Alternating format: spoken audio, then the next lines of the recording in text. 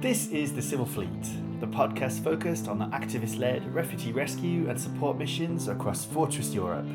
With me, Ben Cole. In today's episode, we are speaking with migrant rights campaigner Zoe Gardner. She's going to tell us why the UK Home Office should be dismantled. She recently wrote a report for the Green Party on this, and she says that the controversial department should be split up into two new ministries. We're going to talk about this throughout the episode, but if you check out the show notes, there's a link to the report and you can read it all yourself.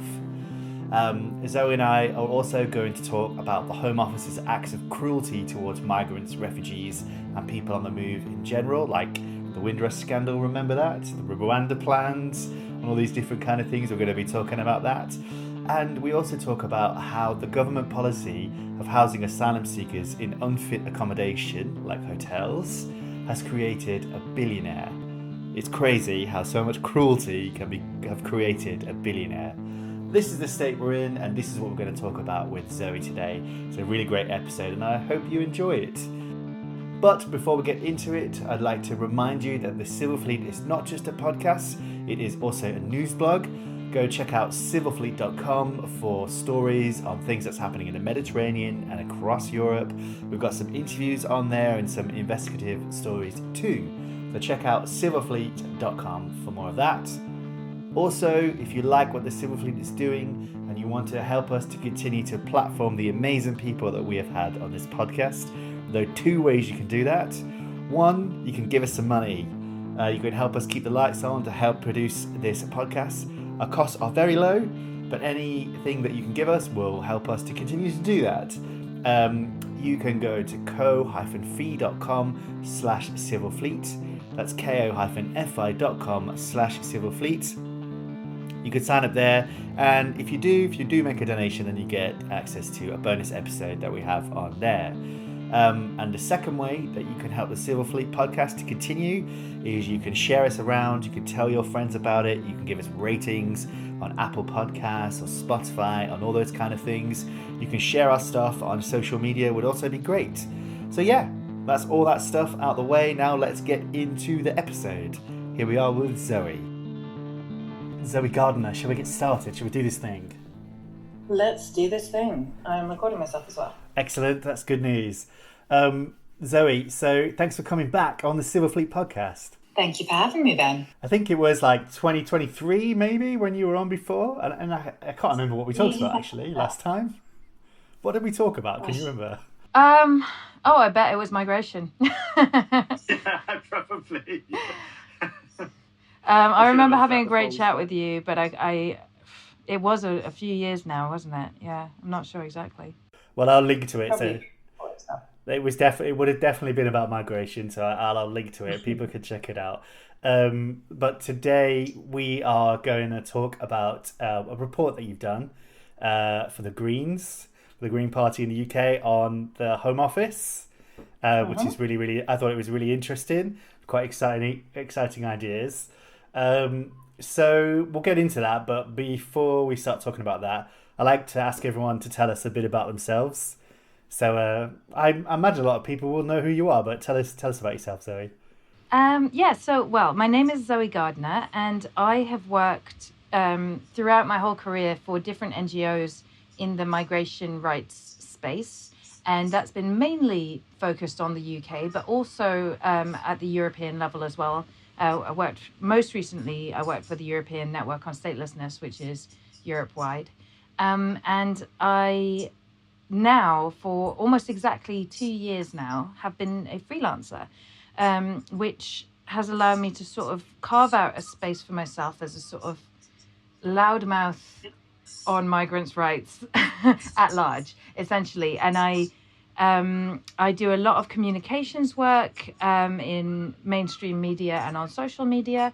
And I also do one-off pieces of research, campaign strategy, policy advice, and mentoring for different organisations across the sector. And as you've seen, for the Green Party in this case, I did a piece of research and wrote up this report for them. That's really good. I've seen you share clips quite often on social media of you going head to head or arguing basically with various people on migration. How you? And I think that since the last time you were doing it before, but then I think on the 2 years or however long it's been, seems to be doing it a lot. Like, how are you finding that? Is it fun? Yeah. You know what? It can be very cathartic to have a real go, especially when you get like somebody awful on and you own them essentially. I mean, that does happen and it's really fun.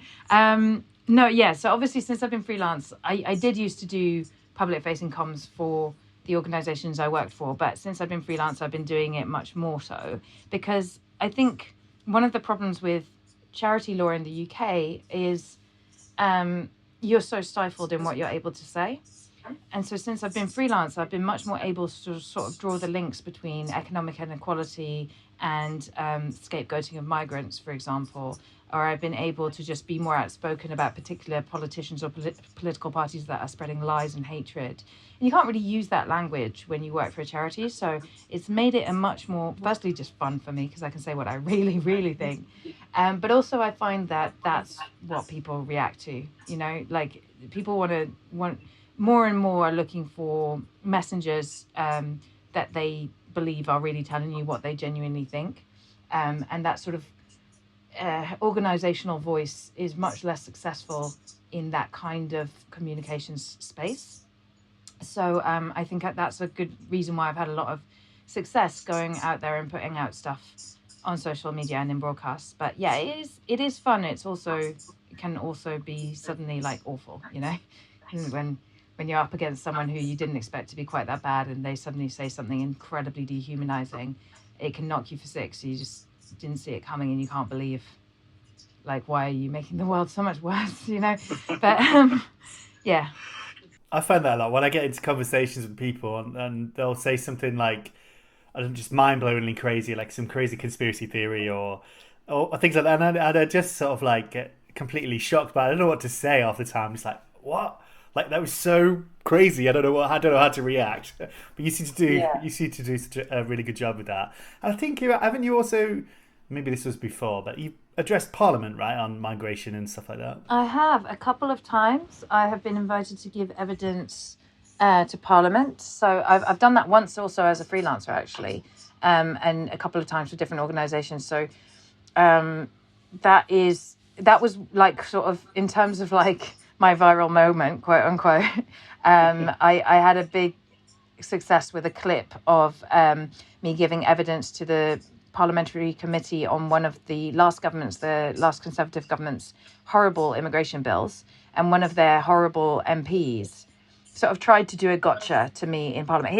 I don't think he'd quite grasped his role as an MP and what a parliamentary committee is for. It's actually quite a like staid and stuffy space where you get into the real detail and the, you know, geeky policy, you know, research and so on. That's what it's supposed to be. But he obviously thought he was in a TV studio. He tried to be like, oh, why don't they just go somewhere else? And I think he wasn't expecting me to be able to answer the question. But I've done that kind of debate too, you see. And so I could answer the question very much. I did answer the question explaining, first of all, that, you know, people do go to many other places than the UK, but also that the UK has a responsibility to be part of the solution for refugees, and that if we bow out, then the entire sort of system of international solidarity towards refugees would crumble. And that video did extremely well on the internet, which is really nice to see. And I think sort of gave me it made me realize how much of a lack of positive messaging about migration there is on social media. And there is a ton of, you know, horrible messaging about migration on social media. And it sort of made me realize that I have a responsibility to sort of try to put out content that tells the other side of the story, because it is lacking. Yeah, I remember that clip now. Yeah, it was really good. I remember that. And yeah, you're doing a great job at that. And hopefully we can do that now on this podcast too. So today we're going to talk about this report you've done about the Home Office.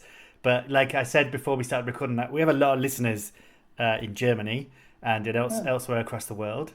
So some people might not know what the Home Office is. Can you just give us a brief sort of rundown of what it is? Yeah, so the Home Office in the UK is the equivalent of what in lots of other countries is called the Interior Ministry, or for the Interior, or something like that.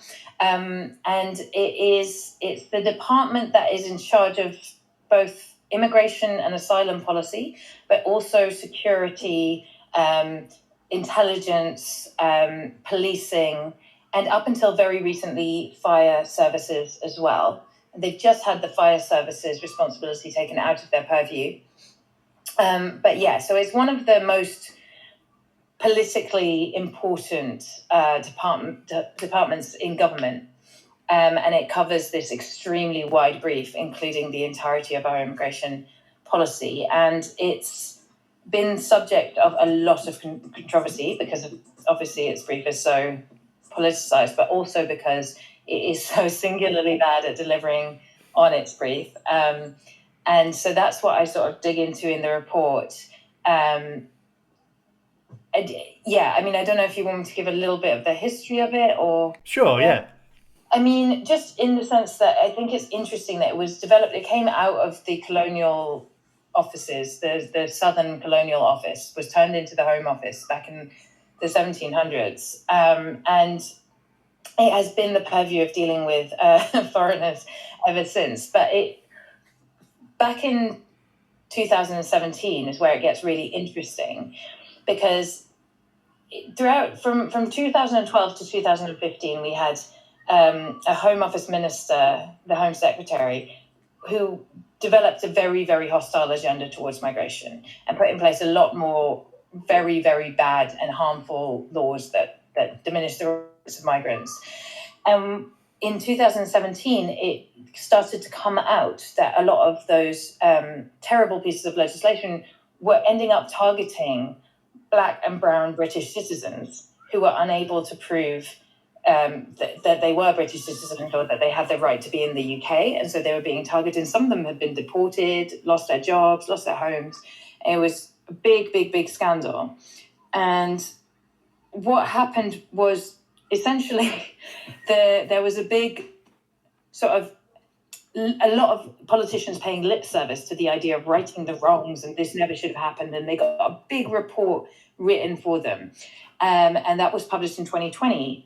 And the report that was published in 2020 said, a lot of the failings come from within the culture of the Home Office, right? The department itself is functioning poorly. And interestingly, 2020 is also the year that we actually left the EU. So on the 1st of January 2020, we no longer had freedom of movement for European Union citizens, which meant the Home Office that they suddenly had a huge amount more responsibility, because it went from just managing the minority of people who were non-EU migrants to the UK and their visas, to managing the entire immigration system of everybody who was going to come to the UK and study and work and asylum seekers and everything. So at the same time as this report came out, sort of excoriating the culture and the failures in the Home Office also took on a vast amount more responsibility for managing this crucial area of, UK policy. And so that was sort of 5 years on from that. I wanted to look at how they had managed both the sort of fallout from the report and had they learned any lessons, and how had that been applied in the context of them having to take on such a huge amount more responsibility. And spoiler alert, it's not been pretty. Absolutely not. No, yeah. So how did you come about how did the Green Party? So I think it was Vakala Denia, who's one of the co-leaders of the Green Party. How did you end up getting involved in that? Did they just ask you to write something on the Home Office? No, you know what? I learned an important lesson for freelancers everywhere, which is I asked to do the work, and it turns out you get loads more work if you actually propose doing it instead of waiting for people to come to you. But essentially, the Green Party had run in the election last year on a manifesto that included loads of really good stuff on migration. I mean, the Green Party in the UK is generally very, very good on migration. But they also had this thing that they would just dismantle the Home Office. And I was like, cool. I'm not, I'm intrigued. And And so I reached out to them and said, like, what's the detail here? Because I don't know, that's not one of the migration sector's big asks. It sounds interesting, but what's the thinking? What would you replace it with? How would we manage things? And basically through conversation, we decided that we needed to dig into that question. And so they hired me to do that research and to really do the thinking behind it. So I actually came to this report not necessarily convinced that I agreed that we needed to dismantle the Home Office. And it was genuinely in the process of doing the research and digging into it and looking at the options for what could replace it that I came to the conclusion that it has to be done. Yeah, I think the title of the report, it says, the subtitle, it's like splitting the Home Office or something. I've got it in front of me somewhere. Oh, you can probably remember what it is. Yeah, it is time to take the management of migration out of the Home Office. That's exactly, yeah, excellent, yeah, which I think is very true. And your report, obviously, it shows why that's needed. So yeah, I thought it was. I think it was like 2 or 3 weeks ago that it came out, right? It's recent. I don't know. Yeah, it was in Refugee Week, so I'm losing touch, but I think that was mid last week. So it's quite. Yeah. It feels like that at the time it's just completely crazy for me at the moment, and I think like a lot of people. I'm in my 40s now, and time just means nothing anymore. Yeah. Yeah. So it's a really great report. I'm going to have links to it so people can check it out, and when I share this around, I'll include a link to it as well. So what's wrong with the Home Office? What could possibly be wrong with it? Well, so I mean, essentially, I think the first thing to say, and this is so fundamental, and I push it throughout the report as well, is that no matter what you do with the Home Office, you cannot have a good result from immigration policy at the moment in the UK because the political direction from successive governments has been hostility at any cost. It doesn't matter what the evidence tells us. It doesn't matter what would be good value for money for the British taxpayer. It doesn't matter, whether this will work, whether this will have any positive outcomes for British society. If it looks hostile, if it looks like we're giving migrants a kicking, then we will pursue that policy. Now, you could have the platonic ideal of the most perfect government department on earth. If it was being told you have to pursue just hostility at any cost, then you're going to have bad outcomes, right? So I do make it clear that fixing the Home Office is just a necessary but insufficient factor in improving migration policy and the management of migration in the UK, right? We need to end this spiral into ever greater racism, hostility, and hatred that we're seeing pushed from so many sides of our politics at the moment. But even if we were to do that, what I find in my report is that the structures of the Home Office themselves, in 3 key ways, I guess I could break it down into 3 key ways, obstruct our ability to produce good outcomes and to rely well on the evidence and to overcome the sort of politicization of the brief that they hold. And that's why I think that in addition to changing the political direction set from government, we also do need to tackle the Home Office structures itself, and I think break it up into 2 separate departments. Those 2 separate departments that I suggest would be a Department of Community Security, which would house policing and intelligence and so on, and a Department for Immigration, Population and Infrastructure. And I think you can tell immediately from the names that I'm giving those departments that I am deliberately changing the focus of what those departments should see as their primary obligations. But the reason I get there is because I think that the remit of there's 3 ways that I'm going to try to break it down, because I can tell that this is could be quite long and technical, and I'm going to try to make it as clear as possible. I think there are 3 ways in which the Home Office fails us. The first one is its remit. Mm-hmm. So, as I said, the Home Office deals with immigration and it also deals with policing and crime.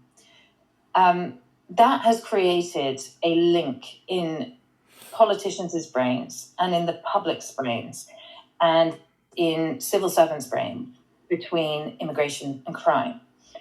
Now, I personally don't think immigration is ever a crime, but you can make a case that there could be an enforcement element, right, of irregular migration. So people who are arriving outside of the formal structures of visa pathways and so on. That's a tiny, tiny proportion of it in the UK. So it's literally in 2024, people arriving on the small boats, for example, 5% of immigration to the UK. The vast, vast, vast majority of the work that the Home Office does in managing immigration is managing people who are coming to work, coming to study, navigating the complicated but legal visa system, and have nothing to do with criminality or policing or security or any of those issues. They're just ordinary people navigating the system. And so that tying together of immigration and policing creates the wrong mindset and creates a path dependency thinking and an outlook that views immigration as something to be policed and as essentially a crime in the first instance, which it just simply isn't.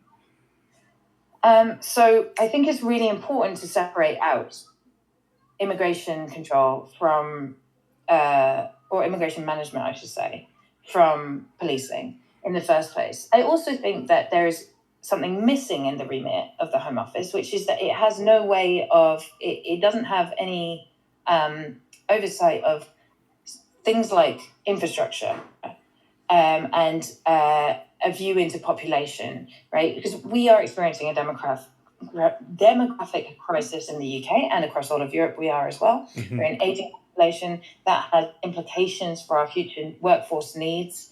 The Home Office isn't set up to consider those elements. It isn't set up to very well consider like our skills shortages, our education needs, and the impact that immigration has on those parts of the economy and our society. But also it doesn't have any strong links into sort of community building and housing needs. And if we are going to have an immigration system that brings in several hundreds of thousands of people a year, then we do need to respond to that by making sure that the infrastructure is in place to receive them, so that works well and people have access to the services they need. And the Home Office isn't set up with it. It's just not covered. Yeah, and tying in infrastructure with it as well, it can also, like, some of the pressures that can happen from immigration is it can, like, public services can get squeezed. Like I think that argument is like, people argue that there's so many immigrants that we can't go to the NHS, but like that's obviously bullshit. But not factoring those things in so we can make those services better, rather than saying these people can't come, we have to fund those services right. Exactly. So yeah, although it's overall true that immigration makes a positive contribution towards public services, it is also true that when high numbers of people arrive in certain areas in a short amount of time, that can obviously have an impact. And that would have an impact if they're moving from Blackpool to Manchester, and it has an impact if they're moving from Iraq to London. Like it just does. So I think it is important to take that long-term view and to factor that into decisions about immigration policy making. So yeah, and on the other side, and honestly, the report focuses much more on immigration. But I did speak to some experts also on the sort of crime and policing side, and the same argument could be made that the policing side of the Home Office doesn't have any of the tools to address prevention, community cohesion, poverty, all these drivers of crime, and it's the Government Accounts Committee has criticised the Home Office many times on that basis. It's like, well, you have a plan for how to punish drug users, but you don't have a plan to address prevention and demand for drugs. So you're always going to be chasing your tail. You're always going to be in reaction mode.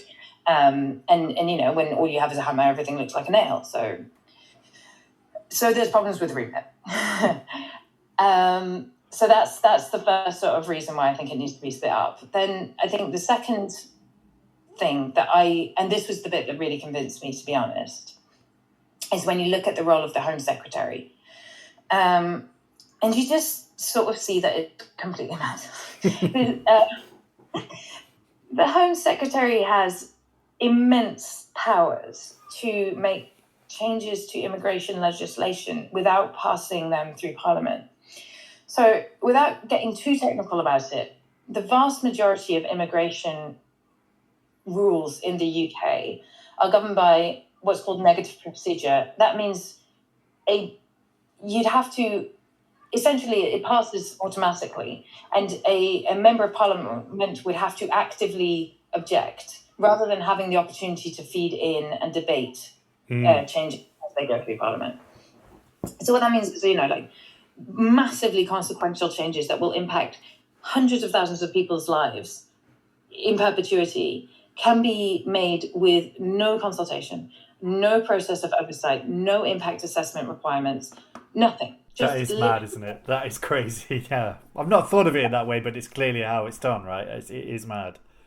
There is no requirement of her to, and the most recent one that I found super shocking was, especially within the context that she's got a major piece of asylum legislation going through Parliament at the moment.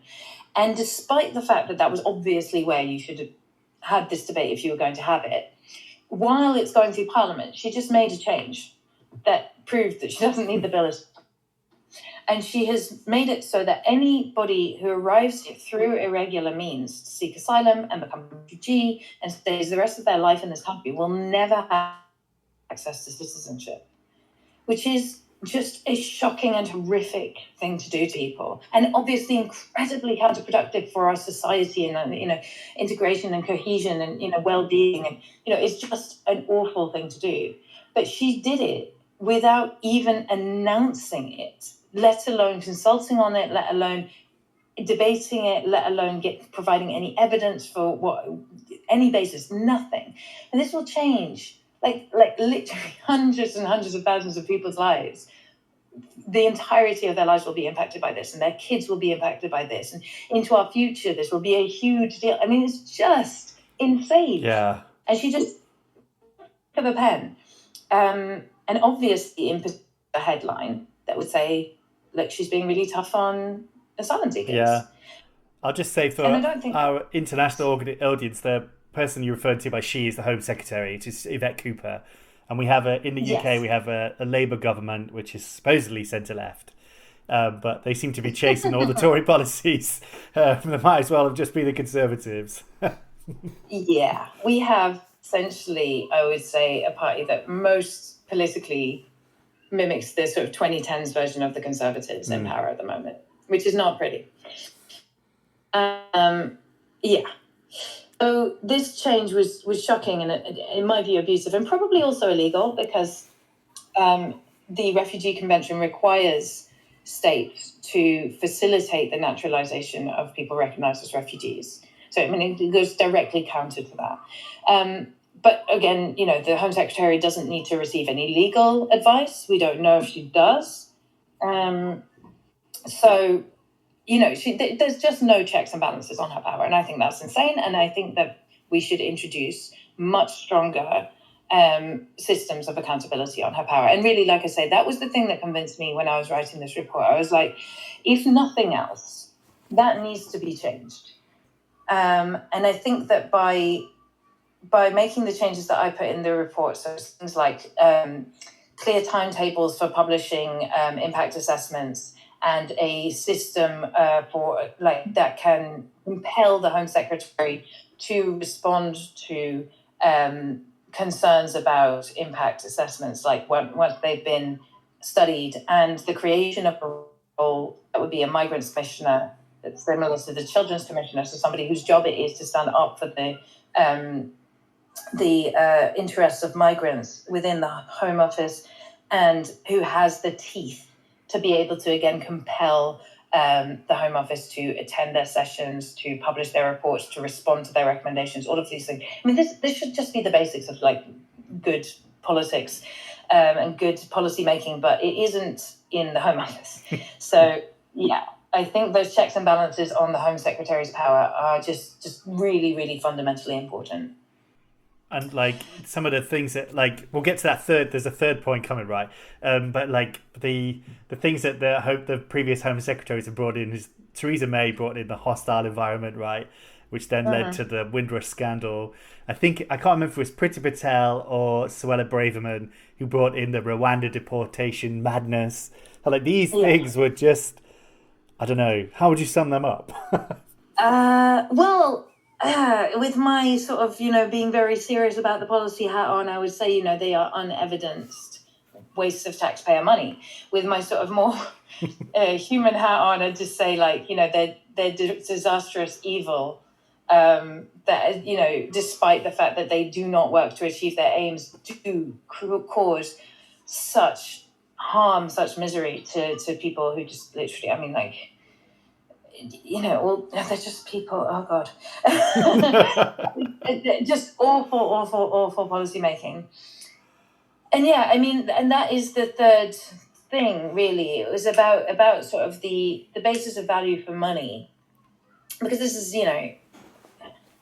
this theoretically, this argument should be able to apply no matter what your politics are. You should think that, like, if we're going to spend a lot of money on a policy aimed at whatever group in society, then we should be able to say what we're trying to achieve by it. We should measure whether or not we achieve it, and we should be able to, demonstrate value for money.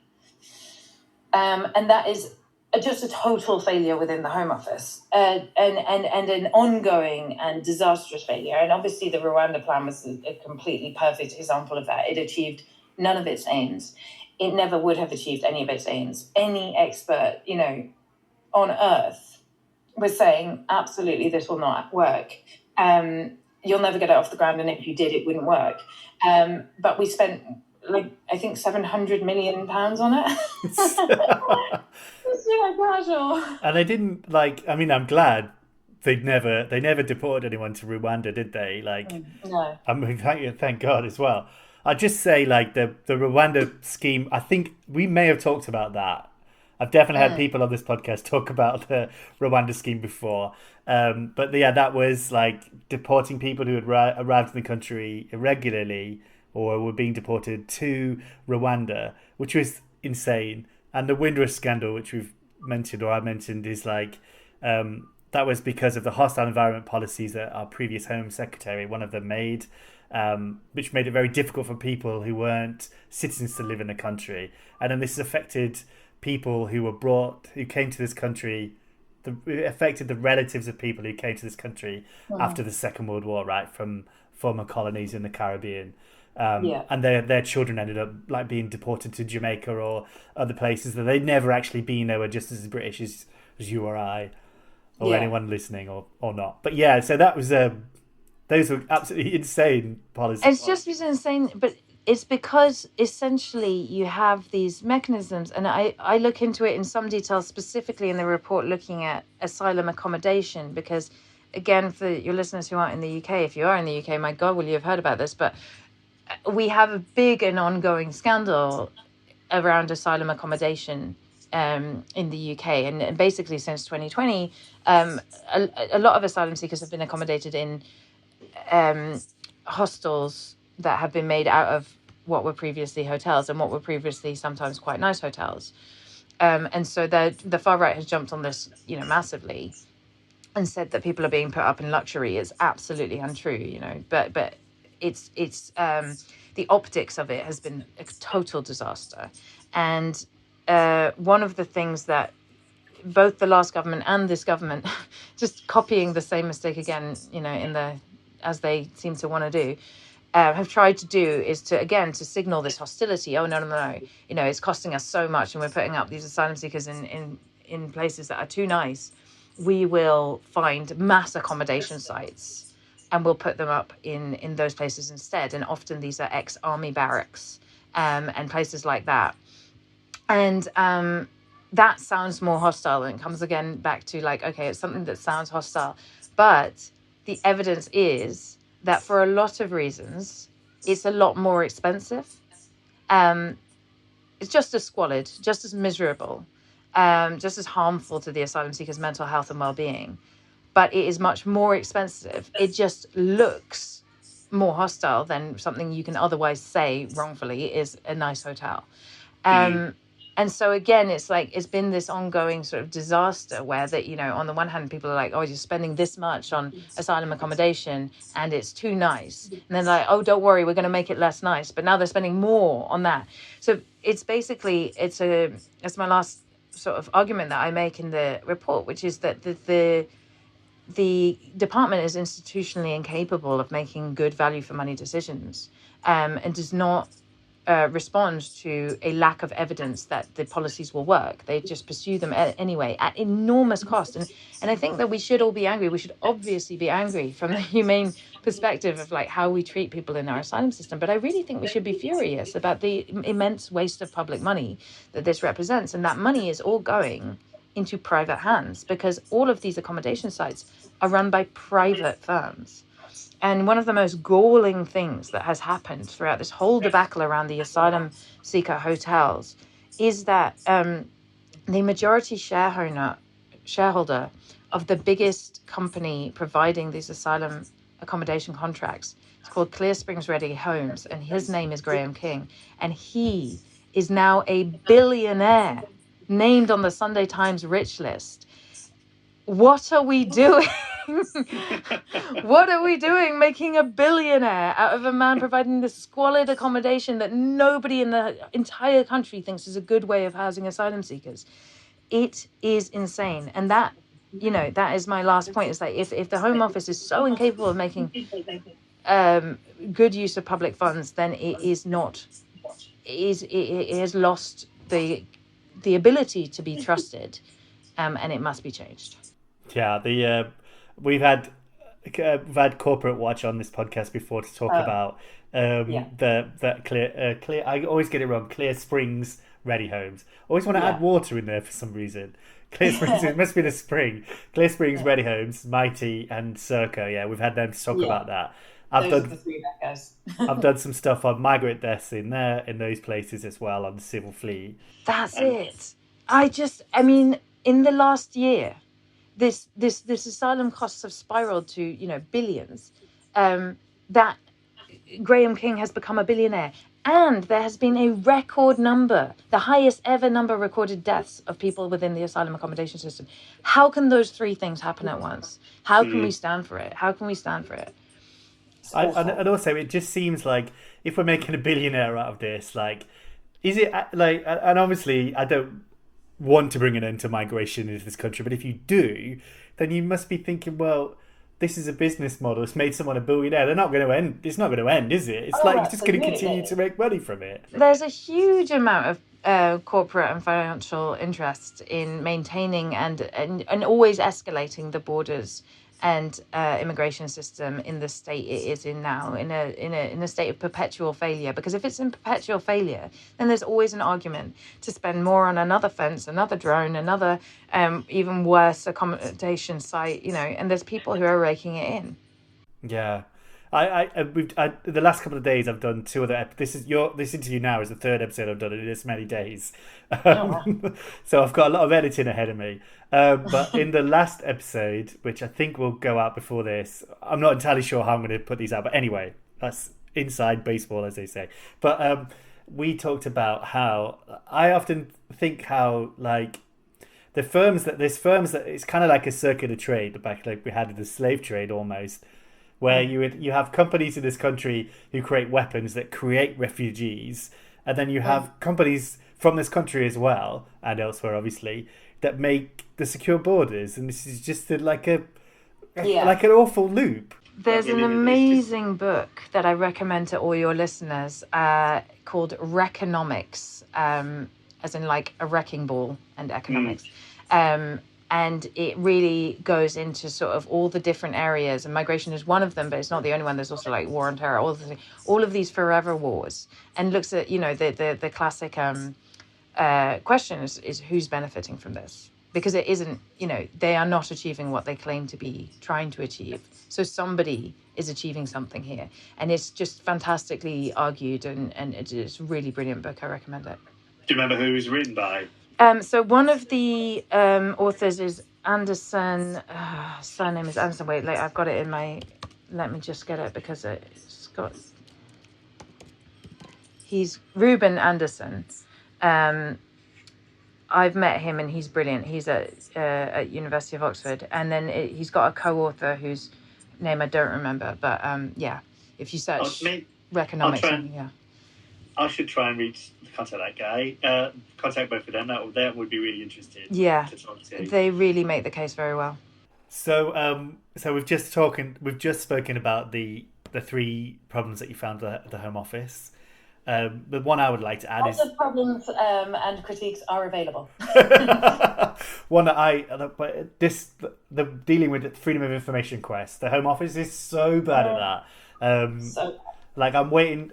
Anyway, people don't need to know about that. But I'm waiting a long time for a freedom of information request. You know what? I made a freedom of information request from another department recently. I can't remember which department, but it doesn't matter because it could have been any other department. And I was just like, whiplash. I got a reply before the last possible day, and they didn't obfuscate. They didn't say, oh no, for this reason or that reason we can't give it to you. They just answered the question, gave me the information I had requested. That was it. And I was like, oh my God, this is how other people live. Every time I send them an FOI, I have to go. They just ignore me. I have to go to the ICO. Then they send me information, and then I ask for a review, and I have to go to the ICO again to get a response. It's intolerable. Okay, so what's good about your report as well, and you've got solutions. We're not just moaning, so that's good. So let's hear what are your solutions. You've already mentioned it. You're going to split it. You think it should be split into two. Yeah, so I mean that is always the hard bit, isn't it? But what I tried to do in the report, if any of your lovely listeners care to take a look at it, I go through a bunch of options. So I think I go through sort of option one is just split up the department into two. So that's 1A is just split it, put immigration on one side, put policing and security on the other side, keep everything else the same. And then you overcome that problem of the path dependency thinking, the linking of securitization and immigration policy. Then you have a slightly more complex version, 1B, which is you split them, but you give them a few additional responsibilities. You change their remit a little bit. So that's the two departments that I mentioned, a Department of Community Security and a Department of Infrastructure, Population and Immigration. And then option 2A and B was you split them up, but you sort of spread the responsibilities through different departments in government. So you don't create just two new departments. You sort of take different responsibilities and put them in places where they might make more sense and be linked with better things. So, for example, you could put a lot of policing. But the problem essentially that I come up against there is that everything then wants to go, in my head, into the Department of Local Government, Communities and Housing. And that department would then risk becoming just a huge department that was, too much to handle and replicate a lot of the same problems again. So that's why I sort of came back to my initial option 1B, which is, you split the departments, you do create two new departments, but you slightly widen and tweak the remit of those departments in order to make them more coherent and more focused towards better results. And then there was option 3, which I did put as a separate option, but that essentially needs to be incorporated into any successful result, I think. And that was just the minimalist option, which is, do you just not dismantle the department, but do you introduce all of these additional safeguards and structures and checks and balances onto the processes, and especially onto the powers of the Home Secretary, in order to ensure that, there is more oversight, more accountability, more transparency in the process. And I ended up thinking, that needs to be part of any other solution.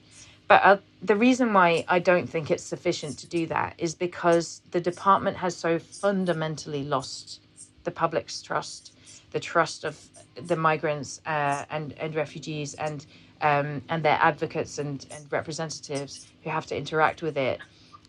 And it has also lost, the support of much of its staff as well internally. And I look a lot at this sort of well-being of the staff within the Home Office, which I think is a really interesting angle, like there's staff in the Home Office who are campaigning for safe routes for refugees because they don't want to be enacting border policies that lead to deaths and then experiencing all the trauma that goes with, interacting with those policies and the people who are in those circumstances. So I think that's also an important angle. And essentially, I just concluded that, even if you put in all these better checks and balances and you make sure that the systems are more accountable, you can't fix the trust without a really big moment of visible change.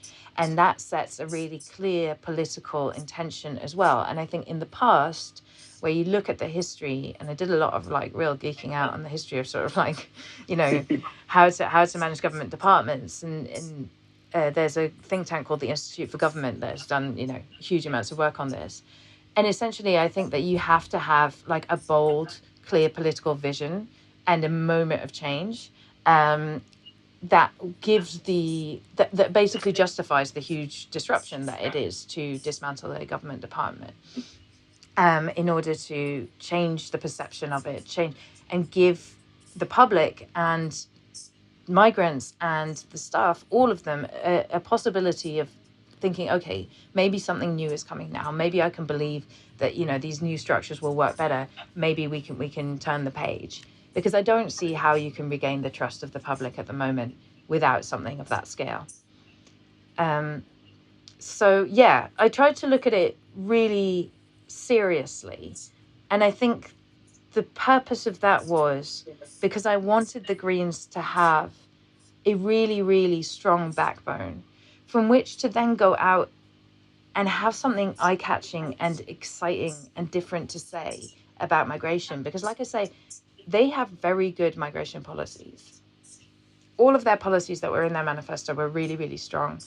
And the Greens do not get the attention on their actual policies that they deserve in our media, in our political conversation, and so on. And I wanted them to be able to have this to fall back on when people, if they were going out there and saying we should abolish the Home Office and tear it up and start again. I wanted them to have that firm ground to go back on and say and we've done the thinking and we've really looked at it credibly in terms of how these processes work, and we think that this really would stand up, and that would give them space to talk about the immigration system that would be more positive, that they then have the policies to build. Yeah, no, that's really good. I remember their manifesto was really strong at the 2024 election last year.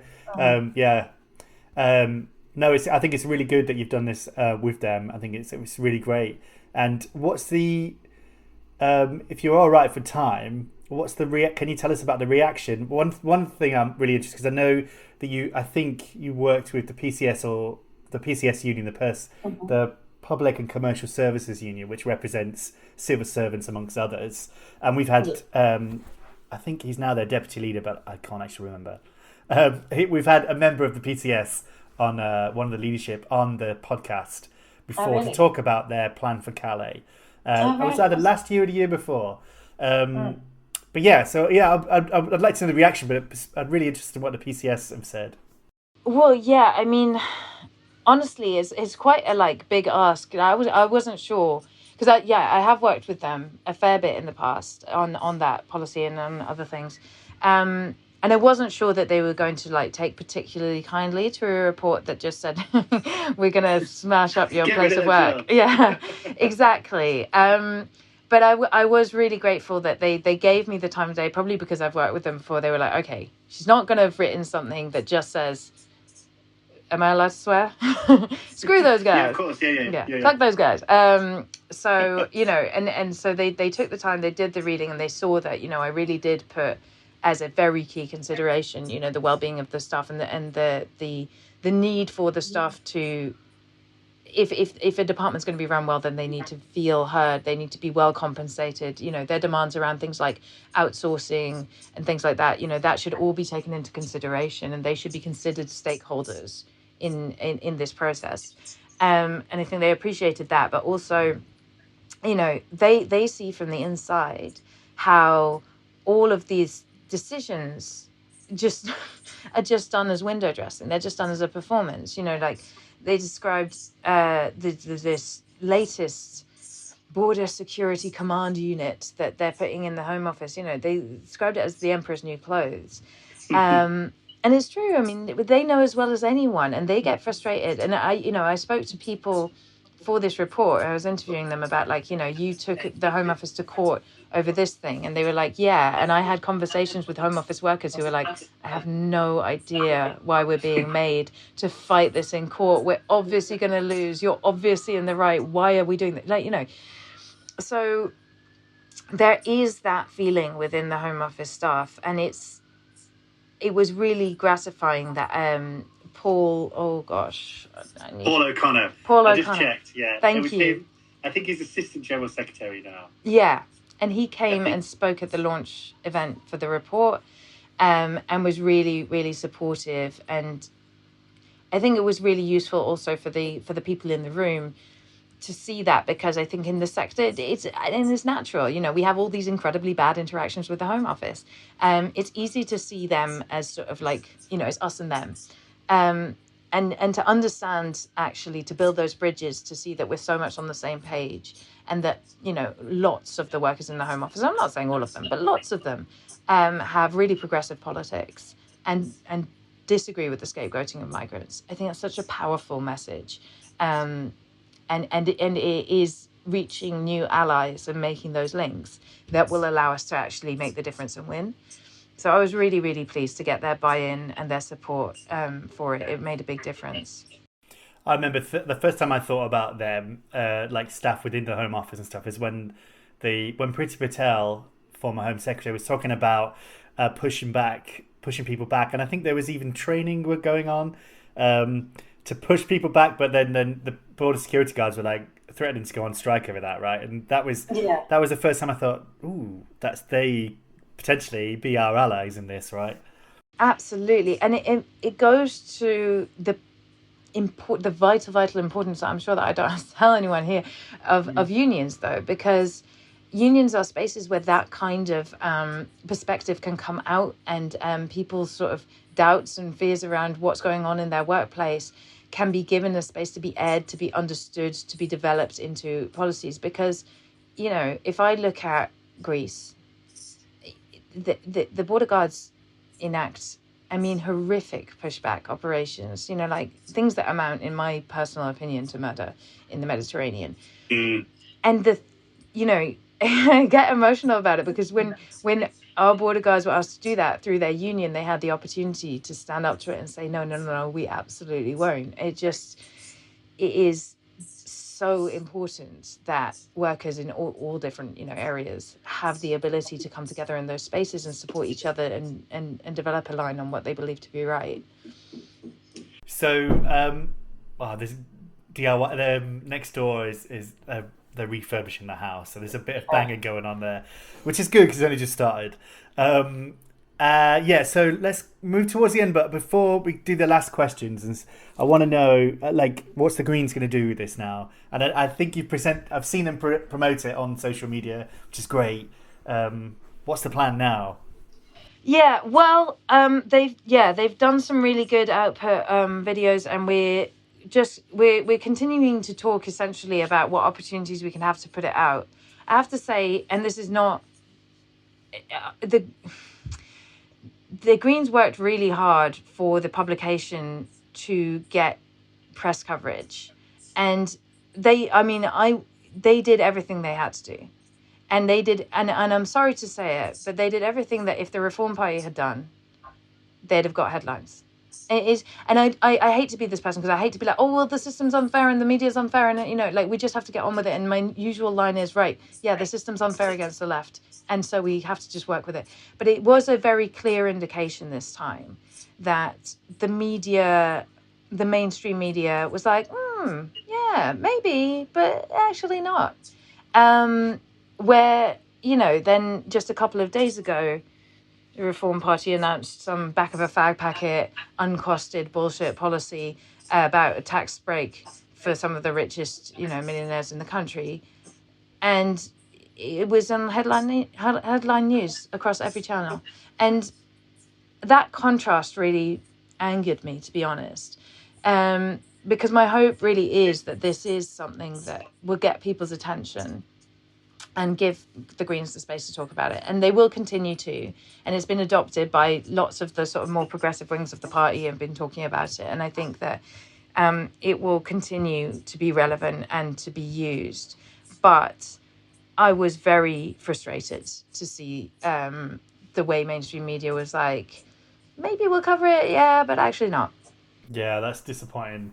It's like reform is basically created by the media, right? Nigel Farage has been created by the media, and Trump, but that's an entirely different conversation. Zoe, I think we're both pushed for time here, so I've got my last question I'm going to ask you is about the future. I ask everyone to tell me what they feel about. So, how do you feel about the future in terms of like migration and stuff? Not in general. Well, I suppose that is part of your general world. I mean, for me, for me, it's difficult to separate the two. And I like positive. You can inject some positivity. If I can make it not like, too depressing. Let me see. Listen, I think what I always come back to is that, frankly, given that media bias and the political bias that we find ourselves in, it is extraordinary, the resilience of relatively positive attitudes towards immigration in the UK. We still have that. People still recognise that we need immigration. And I think, maybe that's what I can see that's positive. In a sort of roundabout way, it's positive. That's the best I can do for you. But you might have seen lately that a lot of people on the right in particular have been talking about this demographic crisis, this aging population crisis.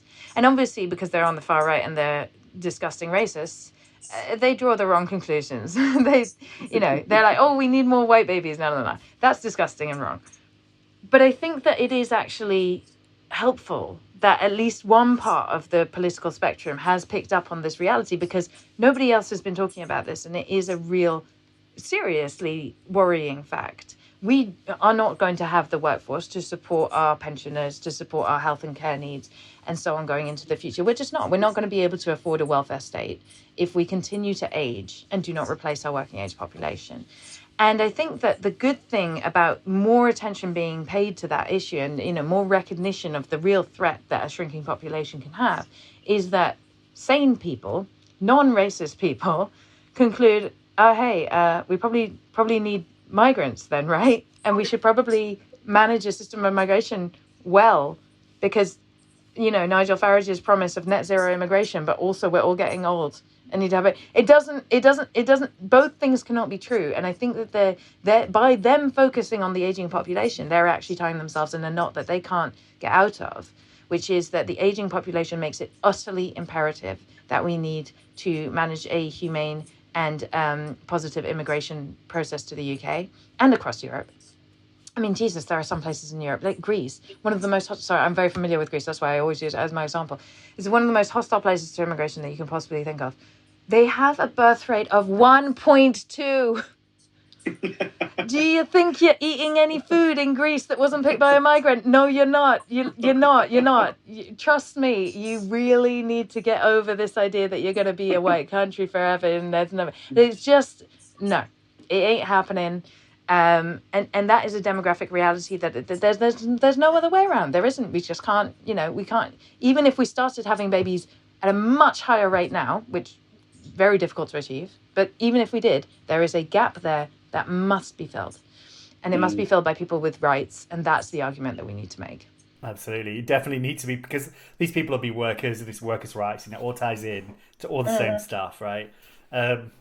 Well, Zoe, that was great. I feel like I could talk for much longer, but I know we've both got other stuff to do. And thanks so much for coming on. I know you're really, really busy. So thanks for making time to come on the Civil Fleet. Thank you. I was really glad you got in touch. I love your podcast, and good luck with your marathon editing session that you've got coming up.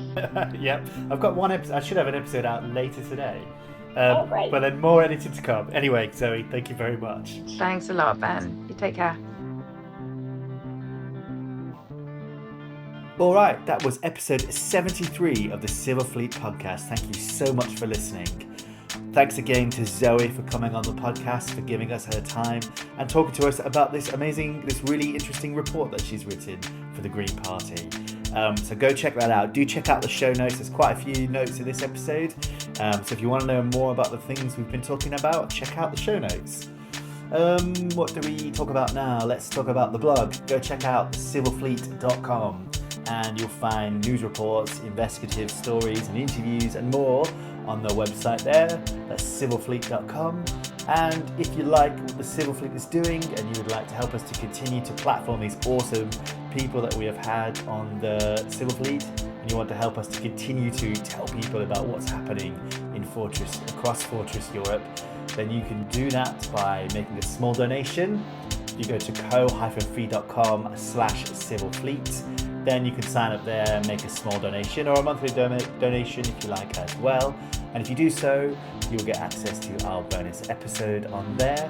Also, if you can't do that, no worries, our costs are really low anyway, and I'll be making this thing for free anyway. What you can do instead then is you can share us around, you can tell your friends about it, you can give us ratings on podcast apps, follow us on YouTube and like the episodes, like and subscribe and all that kind of stuff. Share us around, give us a rating or something, you know the drill. Right, that was episode 73. We've got another episode in the works as well, and hopefully we're trying to work out some other interviews for the podcast, so we should have some more stuff coming to you next month also. Thanks for listening, and I'll see you soon.